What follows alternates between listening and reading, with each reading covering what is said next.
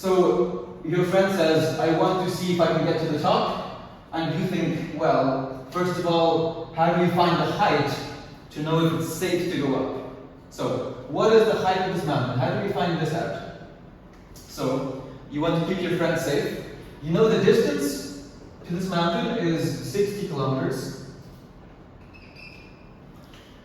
Then you, of course, you can't go up because you don't know if it's safe. So you measure the angle. You get, for example, a telescope or binoculars, and you measure, like this, the angle at which you see the peak. So this information you can find. You measure this angle to be 1 degree. Okay? So now, the question we have is, what is the height? And of course, you want to know, so is it safe? Is it safe for my friend to climb? Okay.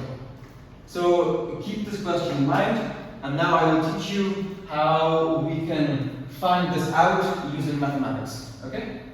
So the first thing we need to understand is these concepts of sine, cosine, and tan. So these three things are what we call mathematical functions.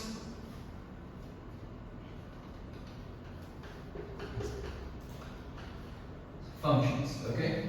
So a function, this is a whole topic in itself, but basically a function is something that takes an input and makes an output. So you put something inside and something new comes out. So what do these functions take inside? They take inside an angle. That's the argument. So we will call this angle, we will call it the letter alpha. This is a Greek letter, like the letter A. So all these functions, they take in this angle, alpha. Same for the cosine, takes in the angle, and same for the tan, takes in the angle.